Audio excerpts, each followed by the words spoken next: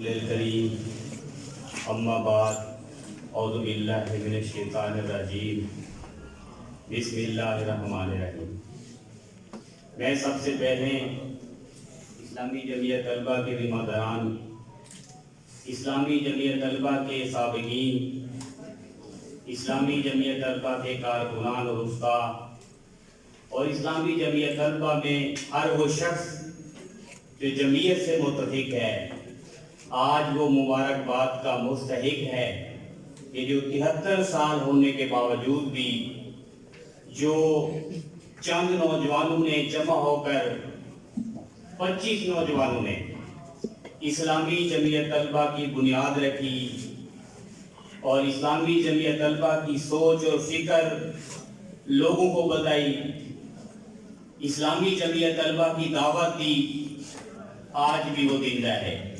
اس لیے اسلامی جمعیت طلبہ یوم تاسیس کے موقع پر میں اسلامی جمعیت طلبہ کے اس کامیاب پروگرام پر تمام ذمہ داران کو دل کی اتھاہ گہرائیوں سے مبارکباد پیش کرتا ہوں۔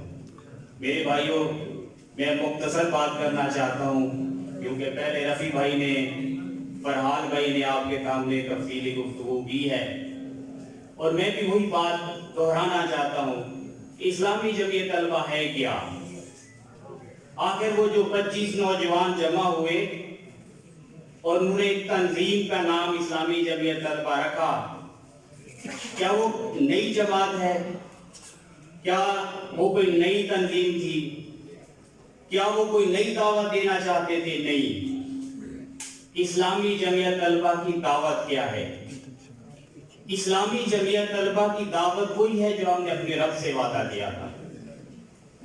اسلامی جمعیت طلبہ کی دعوت وہ ہے کہ جو رسول اللہ صلی اللہ علیہ وسلم کو صفا کی پہاڑی پر کہہ رہے تھے، سب سے پہلے لوگوں کو یہ کہا کہ اپنے آپ کو پیش کیا کہ آپ مجھے کیسا سمجھتے ہو، آپ مجھے کیسا پاتے؟ رسول اللہ صلی اللہ علیہ وسلم نے کہا تو لوگوں نے کہا کہ آپ صادق ہیں، آپ امین ہیں، اور پھر دوبارہ عہد لیتے ہیں۔ وہ عہد کیا تھا کہ اگر میں کہوں کہ اس پہاڑی کے پیچھے دشمن تم پر حملہ کرنے والا ہے تو کیا میری بات مان جاؤ گے؟ سب نے کہا رسول اللہ صلی اللہ علیہ وسلم ہم آپ کی بات کیوں نہیں مانیں گے؟ یہاں تک کہ کچھ لوگ کھڑے ہوئے، انہوں نے کہا نبی صلی اللہ علیہ وسلم اگر اس پہاڑ کے پیچھے ہمیں کچھ بھی نظر نہیں آئے گا تو ہم یہ سمجھیں کہ ہماری آنکھیں خراب ہیں، لیکن رسول اللہ صلی اللہ علیہ وسلم جو بات کر رہے ہیں وہ سچی اور پکی بات ہے۔ لیکن رسول اللہ صلی اللہ علیہ وسلم نے وہاں ایک دعوت پیش کی جو انبیاء کی دعوت تھی، اور وہ دعوت کیا تھی کہ کہو قالوا لا الہ الا اللہ۔ یہ قالوا لا الہ الا اللہ کی دعوت تھی، سب لوگوں نے انکار کر دیا۔ اسلامی جمعیت طلبہ کی وہی دعوت ہے۔ لا الہ الا اللہ ہے کیا؟ کہ لا کا مطلب ہے کہ کوئی بت تمہارا خدا نہیں، کوئی سورج تمہارا خدا نہیں، کوئی چاند تمہارا خدا نہیں، کوئی سردار تمہارا خدا نہیں، کوئی نمرود اور فرعون تمہارا خدا نہیں۔ وہ خدا کیا ہے؟ الہ، ایک، یکتا۔ آج اسلامی جمعیت طلبہ کی وہی دعوت ہے۔ اسلامی جمعیت طلبہ کے پاکستان میں جو بکھرے ہوئے موتی جمع ہوئے، انہوں نے یہ سوچا اس سرزمین پر وہ الہ کی دعوت کے لوگ محروم ہو چکے ہیں، اور اسلامی جمعیت طلبہ آگے بڑھ کر لوگوں کو پھر اس الہ کی طرف بلائے، اس رب کی طرف بلائے، اس رسول اللہ صلی اللہ علیہ وسلم کا جو نقش قدم ہم بھول چکے تھے، اس رسول اللہ صلی اللہ علیہ وسلم کی طرف واپس بلائے۔ اور یہی اسلامی جمعیت طلبہ کی دعوت ہے۔ یہی اسلامی جمعیت طلبہ کی دعوت ہے جو خطبہ حجۃ الوداع کے موقع پر اللہ کے نبی صلی اللہ علیہ وسلم کہہ رہے تھے کہ جو یہاں موجود ہیں وہ غیر موجود تک میری بات پہنچا دے۔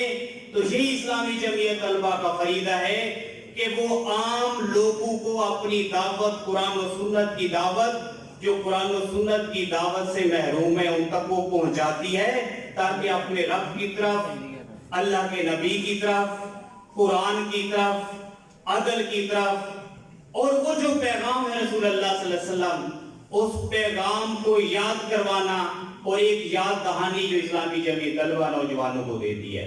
یہ اسلامی جمعیت طلبہ کی دعوت ہے, یہ کوئی نئی دعوت نہیں ہے.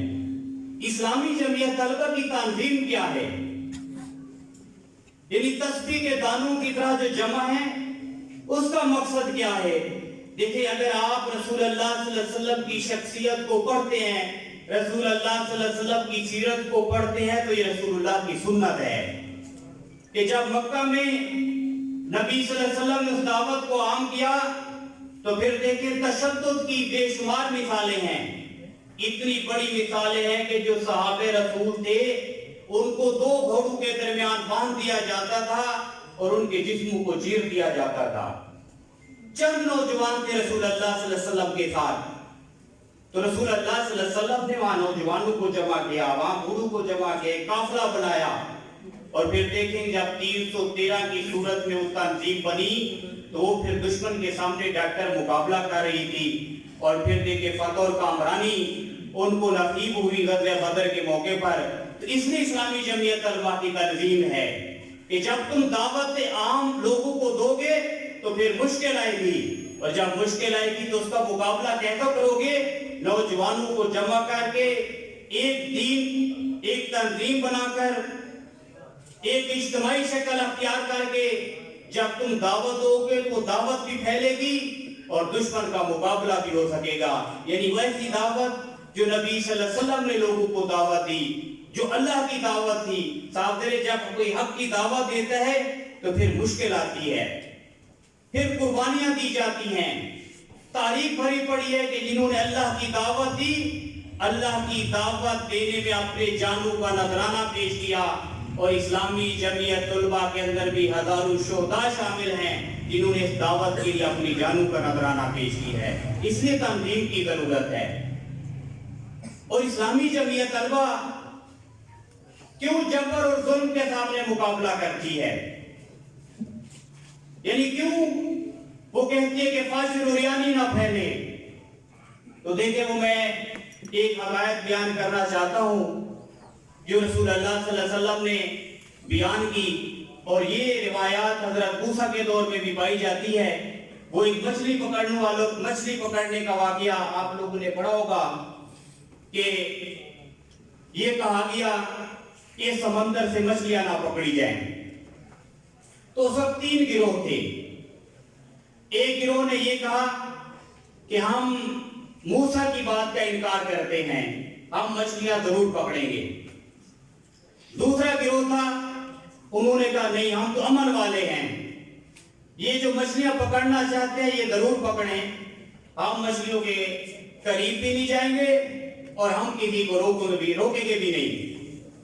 اور تیسرا گروہ کیا تھا, جنہوں نے یہ طے کیا کہ نہ ہم مچھلیاں پکڑنے دیں گے اور نہ خود پکڑیں گے. تو جب عذاب آیا اللہ کا, تو اللہ کا جب عذاب آیا تو اللہ نے کہا ایسے گروہ کو بھی دفن کر دو جو مچھلیاں پکڑنے والے جنہوں نے رب کی نافرمانی کی ہے, اور ایسے گروہ کو بھی دفن کر دو جو کہتے کہ امن اور سکون کی زندگی گزاروں اور مچھلیاں پکڑنے والوں کو یعنی جو رب کی نافرمانی کرے ان کو نہ روکوں. اور پھر وہ گروہ جو کہتا تھا کہ ہم رب کی بات مانیں گے, نہ مچھلیاں پکڑیں گے نہ پکڑنے دیں گے, ان پر انعام ہوا. تو یہ ہے اسلامی جمعیت طلبہ کہ یہ اللہ کا حکم ہے امر بالمعروف و نہی عن المنکر, کہ معروف کی دعوت کو عام کرو اور منکر کو روکو, یعنی ہر برائی کو روکو.